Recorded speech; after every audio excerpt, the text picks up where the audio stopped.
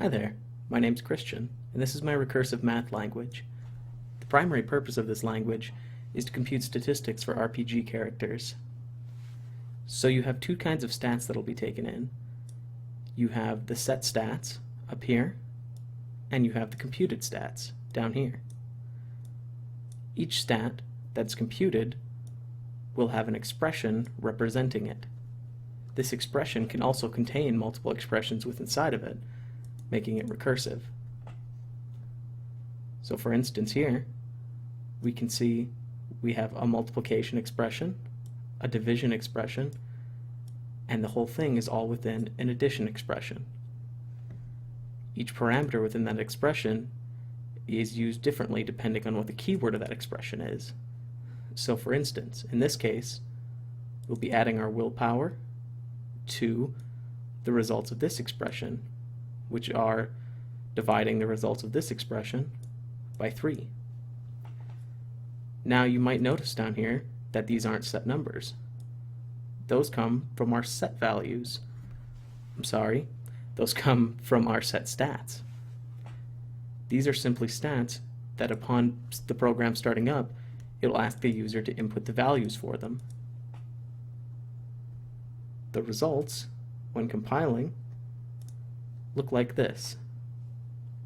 So basically, it'll just take each variable, create it, and then ask for input on it. Then it runs the formula using those variables and prints them out to you. The end result will look like this,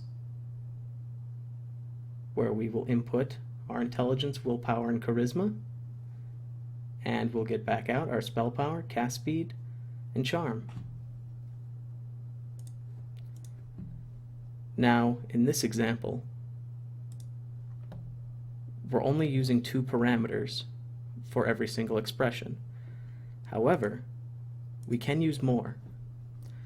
For example, in this expression, for the warrior, we have 1, 2, 3, 4. You can have an infinite number of parameters for every expression, and every expression is infinitely recursive, meaning you can keep going deeper and deeper with recursion, each one of them also containing an infinite amount of parameters. It executes these left to right.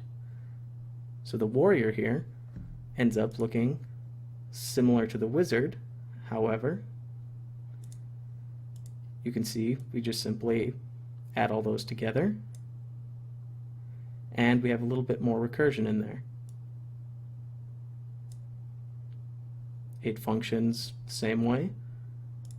You will get your result right. Went a little bit too far there, I think.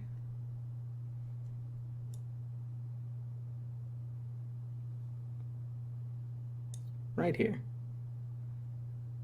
So we'll input our strength, agility, accuracy, and willpower and get these stats out. You'll also note that you can take in floats. In fact, everything in the end is converted into floats. This will allow you to use percentages as indicated right here.